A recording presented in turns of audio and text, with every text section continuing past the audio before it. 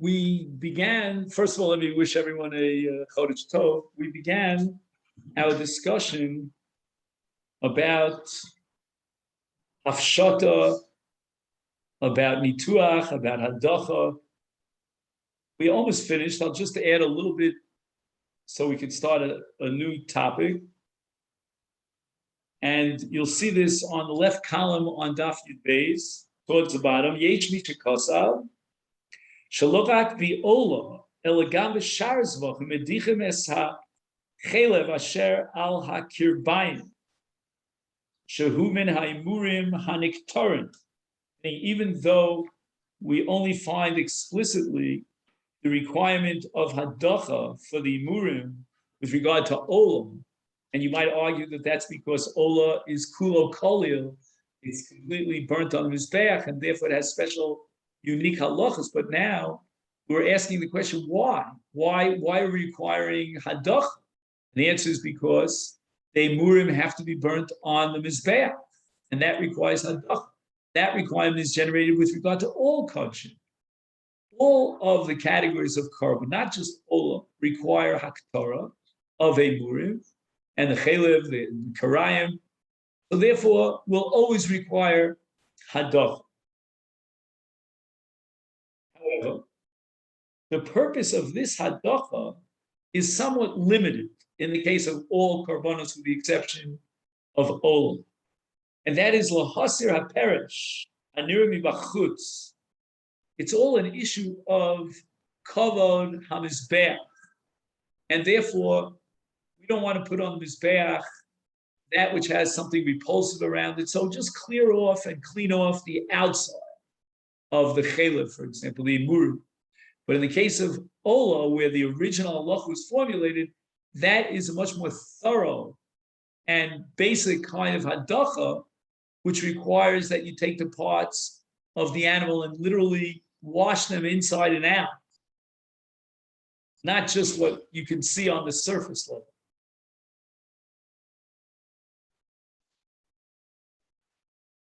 Now, there's something called a nekev b'kirbayim.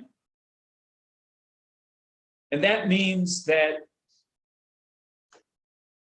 the kishkis of the animal, some parts of the fats and the intestines, if you pierce a hole inside of them, then any sort of, he calls it lichluch, some sort of dirt or refuse would surface through this hole. So that's something that we should require to do even in other karbonos. Why? Because if we don't do so, then at some point maybe this lichluch would surface, and that would again undermine the cover that we have to have for the mizbeach. Now, this is not considered an avoda in the mikdash. It would not require a kohen, and the aktar itself is going to require a kohen, but cleaning it and preparing it for the aktar does not require a kohen. He uses the word hechsher, actually means a preparatory stage. It's not gufa avoda, essentially, and inherently, it's just a preparatory stage.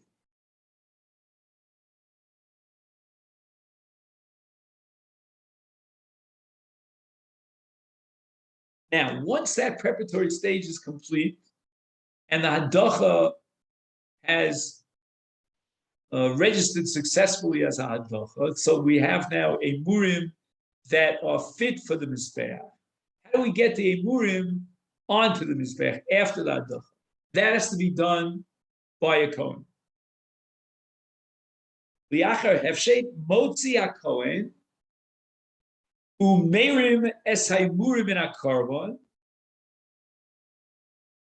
shakarbon adayin sholem.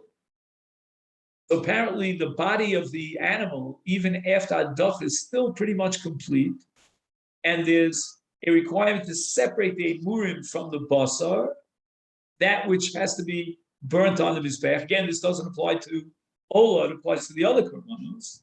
And that process of separating the emurim from the animal will be implemented by the kohen. Ubishlamim motzi gam es hachoze ve'hashot.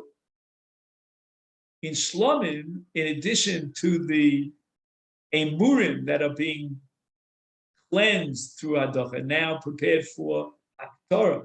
So you take the Murim after Hadocha and you put them on the Mizbeach. In the case of Shlomim, we have an additional kind of Hadocha requirement, an additional preparation. And that's for the Achila of Chazir V'Shor.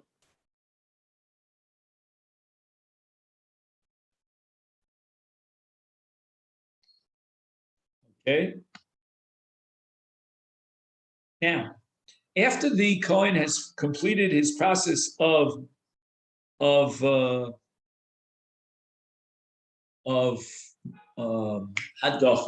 and again, it didn't have to be a Kohen. Then we have Holochas Hayimurim Lamizbeh.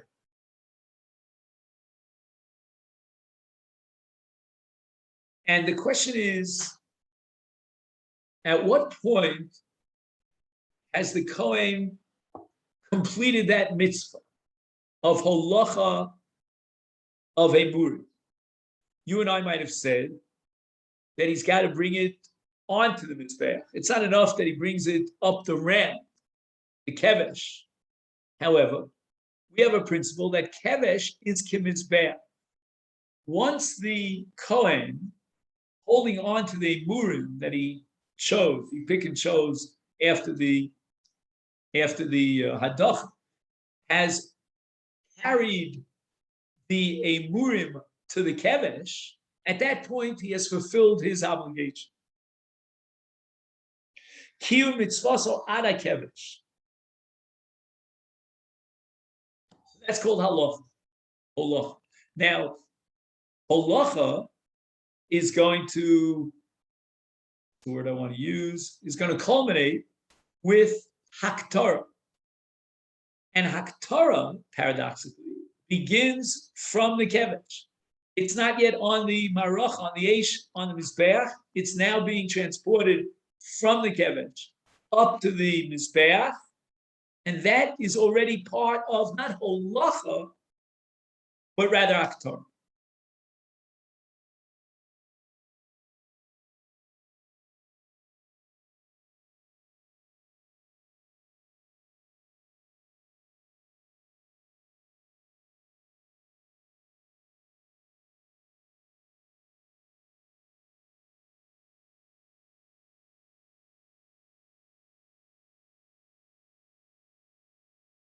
Now, I'm going to take a stab at this. Be'eravon mugbal. What is the significance of defining the completion of the mitzvah of holacha and the beginning of Haktorah? Why is it halachically significant to pinpoint that crossroads, the termination of holacha and the beginning of Haktorah? And I think the answer might be as follows. With regard to holacha, we need that the Kohen be standing on the Azor without any chatzitza. There should be no separation between the feet of the Kohen and the ground, the floor on which he's doing the halacha. Otherwise, it's not a halacha. So now the Kohen, after the process of Hadocha has been complete, he has two mitzvahs in front of him. One mitzvah is holacha, and the other is Haktorah. With regard to holacha, that mitzvah of the Kohen can only be fulfilled if there's nothing separating his feet from the ground. Well, up to what point? When does the halacha kick in? Meaning, when does it reach its fruition? And the bell goes off. He fulfilled and completed his mitzvah of halacha. He reaches the kevesh, and as soon as he steps ground onto the kevesh, which has a status of mizbeach to some extent, he has completed his halacha. When he lands on the ground of the kevesh at the base going up, he's got to land directly on the kevesh without any chatzitza. he, bingo, he reaches the kemesh. Now he's in the process of Haktorah. And he goes up the kemesh to the Mizbeach and he does the Haktorah. At this point, there is no psul of chatzitza because it's a din in halach. And in the footnote, he has a discussion about melach sheboskim ala kevesh. That it was very important that the kevesh not be slippery, and in case of various liquid substances that fell onto the kevesh, it's kind of tricky. So they used to put salt on the ground of the kevesh, and that would absorb the liquids. I'm not exactly sure about this, why they had to use melach and they couldn't have used, towels or other means. Maybe you know the answer to that. I don't. But be that as it may, there was a pouring of salt. It's like it reminds me of, in the very snowy countries of the world, that after the plows, get rid of the snow, they put salt on the ground. Is that not true? Yeah, that's true. So that salting process was done in the Migdash on the kevesh. Now, salt is meant to do what it has to do, absorb the liquid and so forth, and then it's completely removed. There's no bittul. It's not left there on a permanent basis, only temporary. That makes it into a chatzitza. And if the Kohen, holding on to the emurim on his way to the Mizbeach, lands on the kevesh, and the kevesh has been salted, that's a chatzitza problem, because there's no bittul. The salt is not part of, in fact, in Hilchos Shabbos, you're going to have problems salting things if the salt will remain permanent. That's a malacha of the 39 malachas of molcha, in tanning and so forth and so on, because it becomes bottle. It's now part of the structure of the, whatever it is, the building that you're building. So he writes here, Boskim means you spread it around. Ala kevesh havichatzitza be'olochas heivorim al gabi hakevesh. You see, he's operating within the framework of chatzitza vis-a-vis holacha. That holacha al gabi hakevesh is still part of the holacha, and if it is, then you have a problem with chatzitza with regard to the melech. Sharei holacha ala kevesh he chelik minha. So that this issue as to where and when halacha terminates and haktorah begins is going to be relevant to this question. If we're going to say that the halacha means he's got to carry it up the kevesh all the way to the top of the mizbeach, then at any point during this halacha, if there's salt, that could be a problem. And now we're up to Yud Gimel. Am I right? Olachas ha'ivarim kshera ach b'smol. I think what's going on here in the context of Kodshim is the following. What part of the body of the Kohen is doing the avodah? Is it the feet of the Kohanim or the hands of the Kohen? And then Afkamin is whether you require as an absolute critical requirement Yamin. If the Kohen is doing his avodah with his hands, which means, shchita, kabbalah, holachas adam, and zrikas adam, these are all handmade avodos. Handmade avodos require Yamin. But sometimes, at some point, the avodah switches from handmade to feet made. And the main avodah in halacha is through his feet. If that be the case, then we can drop the requirement of yamin. In raglayim, in the feet, we don't have a preference to the right foot over the left foot. So he's carrying a murim up the kevesh to the mizbeach, and in that process of holacha, we don't care if he's holding it in this hand or in that hand because the avodah is really not being done via dying.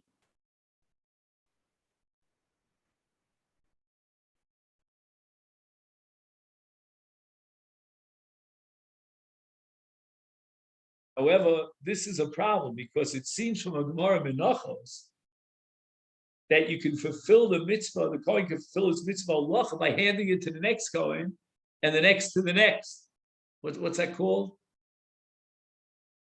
There's an English word for that. No, and I asked you and you to him and so forth and so on. You know, like in the old time, putting out the fire. What? Bucket brigade. So if there's a bucket brigade, then it seems that the legs are not really primary; they're only secondary, and it's really the halacha, meaning the holding on to the emurim and passing them on. That's the avodah. In the case of Chora, we should require yamin.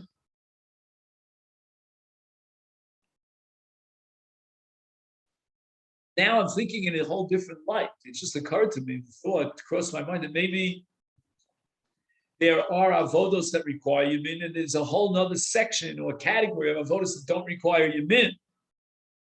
In this case, we're already past the avodos hakorban. There was a kapara, a ritzi korban with zrikas adam, and now we have a mitzvah of achilas mizbeach through haktorah. That is a requirement and a mitzvah incumbent upon the Kohen, but it doesn't fit your strict framework of avodah, ready post avodah. I don't know. Did we discuss whether shpichat shirayim requires yamin? Let's go back for a moment. I'm just, sometimes I forget.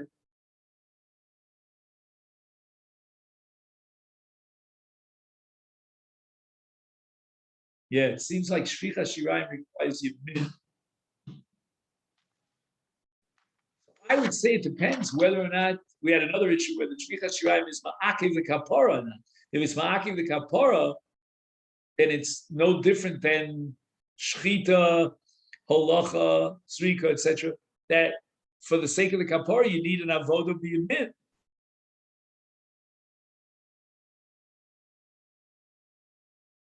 But clearly, in the case of Haktorah or Holacha that leads to Haktorah, we're talking now about the Emurim, that is not Ma'akiv the Kapara. Nitma, Nevad, and so forth, he still is pot, he doesn't have to bring a second replacement. You don't require Yamin. I'm not sure. A Kohen, Molech es Hamurim. Okay, so until now, spoke about Hadlacha, and now we're going to talk about Melach.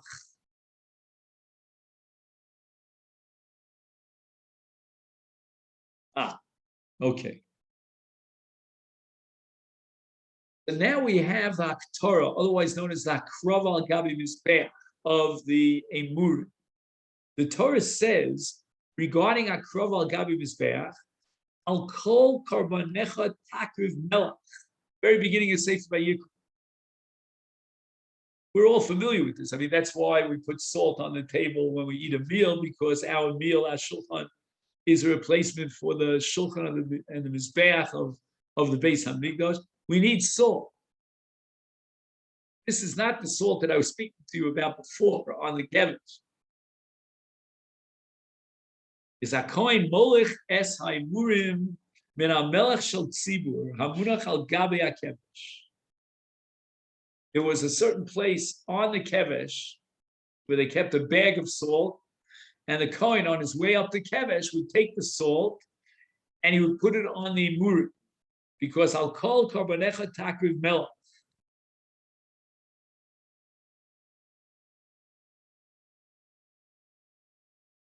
Now, supposing the Kohen, when he's not busy in the Mikdash and he wants to, he wants to get involved in other things, he goes to the grocery store and he buys melach. And he brings his own melach and use it to be molech the karbanos.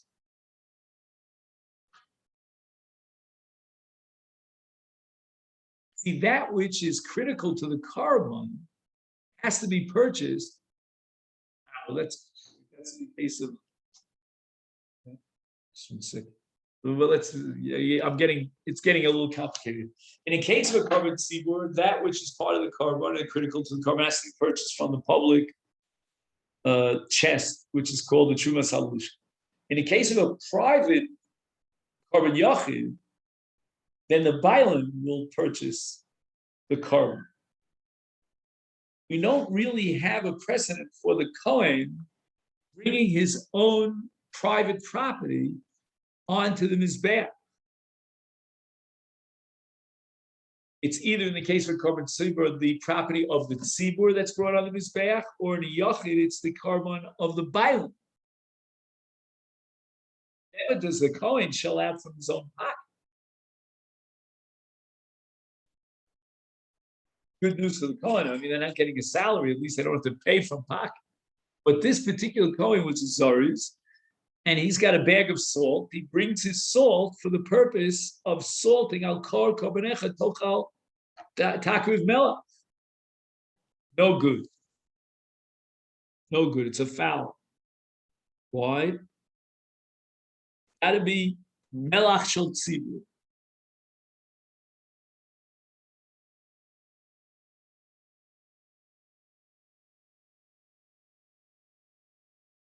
Fascinating to me because we're not talking necessarily about a carbon tzibur. We're talking about a carbon yachid, but I guess in a case of a carbon yachid, although the carbon itself is privately owned, anything else that's added to the carbon by virtue of the avodah of the kohen, like for example melach, that chiyuv is to bring it minat tzibur. There's an element of an obligation on the tzibur, even in the case of a carbon yachid. That's something to think about. And so far, I give you one expression of it, and that is melach. But ein molicha ma'keves mitzvah. Although there's a separate mitzvah of bringing melach with the carbon, but it's not ma'ak.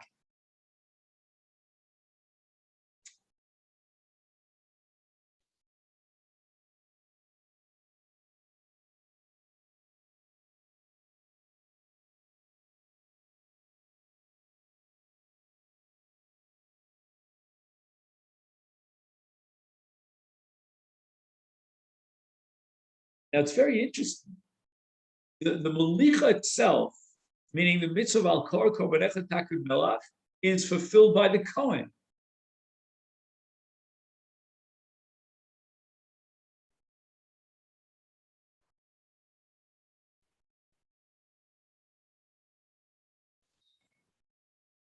And not by a non-Kohen. A zar could not do this molicha and fulfill the mitzvah al kor korbanecha takud melach.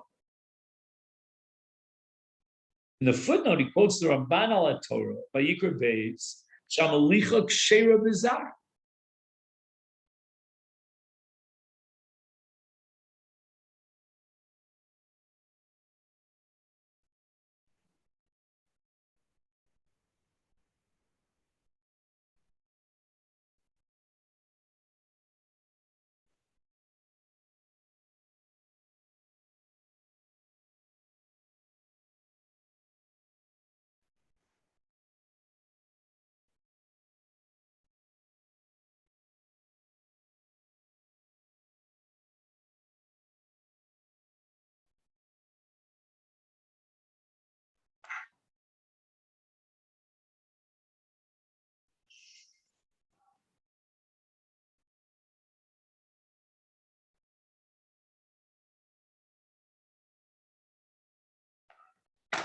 I'll tell you what I think the Ramban has in mind.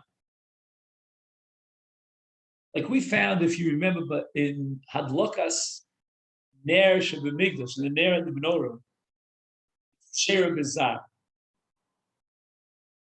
But the mitzvah is incumbent upon the Kohen.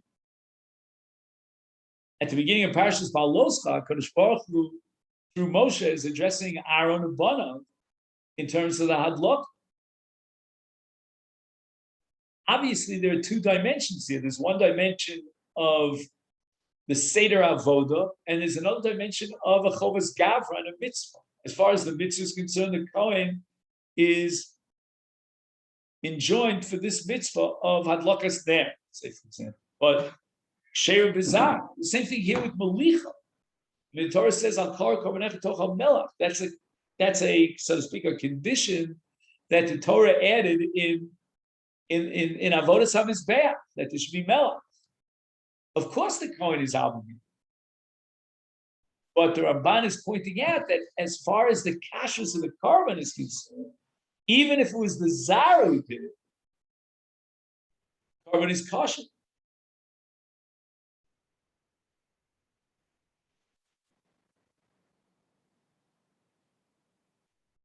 So you can have a situation where what was done in the Mikdash was kshera b'zar, but yet, if all things are ideal, the Kohen should get involved. That's what I'm suggesting in the Ramban. When the Ramban says that the Malicha, if it was done by a Zar, everything is fine, the korban is kosher. But that's only as far as the Mizbeach and Akrov is concerned. As far as the Chovas Gavra is concerned, it's the Kohen who is commanded to do the Malicha. Even the Ramban would agree.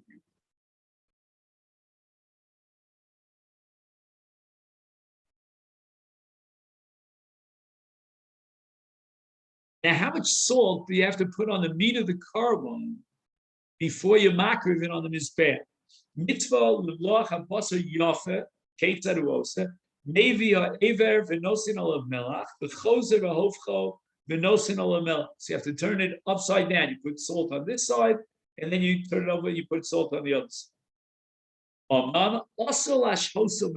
You can't leave the salt for an extended period of time on the animal, on the korban.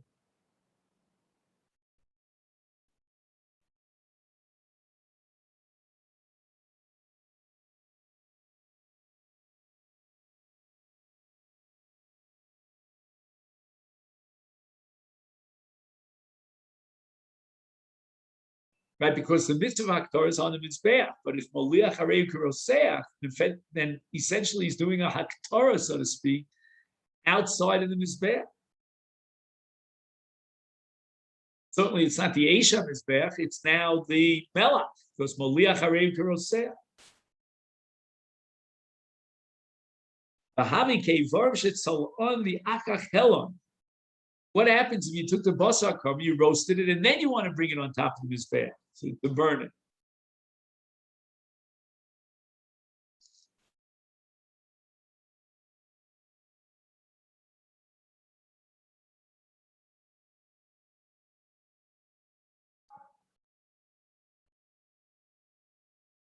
So for this, we'd have to know more about a sugya menachos, but the basic principle in menachos is that there are certain elements in Kodshim that are critical. One is called reach hanichah. The reach hanichah is a result of the burning of the korban on the mizbeach. But if he roasted the korban before he brought it to the mizbeach, then ein bo mishum reach hanichah. That's not called reach hanichah.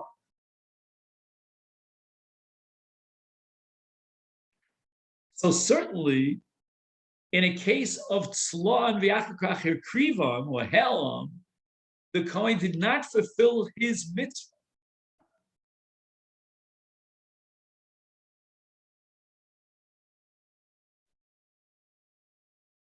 However, in the case of moliach, if the Kohen left the meat soaking in melach for I don't know how long, let's say 72 hours, I'll just throw out a number, and that's kirosef, but it's not mamichosef. So it's not like the case where he roasted it and then he put it on the mizbeach. In such a case, he forfeits the mitzvah of reach nichah. But we're talking about a case where he leaves the melech on for too long of a time. That's called shehiyah. And at that point, we activate the principle of moluach harei kiroseach. But b'di'eved, In Molcho, afilu begagir melech echad koshim. That's something else. So even though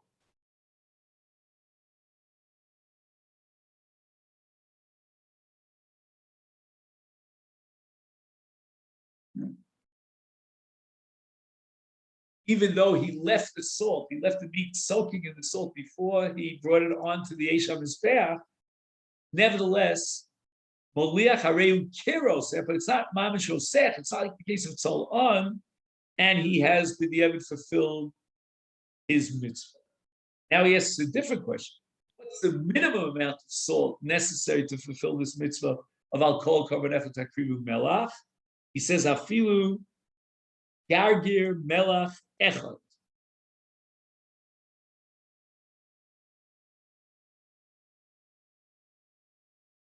So I guess he has to put enough salt that it would cover the top of the basar, and then he turns the basar upside down, and he covers the underside of the basar. The basar is completely encircled or covered by melach. But b'diavad, even one gargir of melach is sufficient.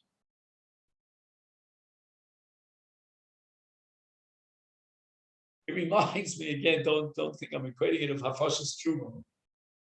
You should be mafresh 2% of your produce for the Kohen, but halacha is chita achas poter sakri. If he gave the Kohen one stingy little chita, one kernel, he was yotze his mitzvah truma.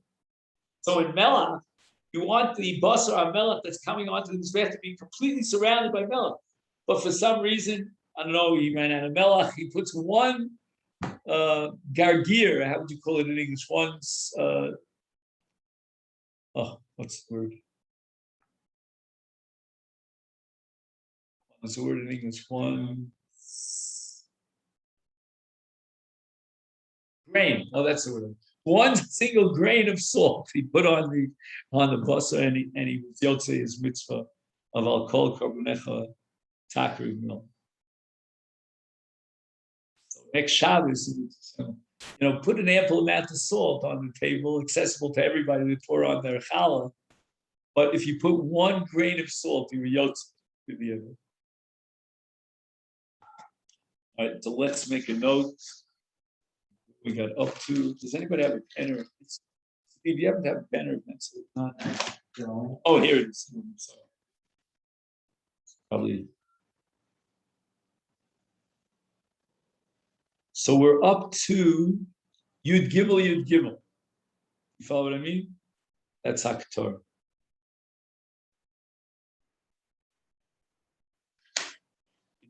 And then we have Yudal. So we're a little bit ahead of the game. That's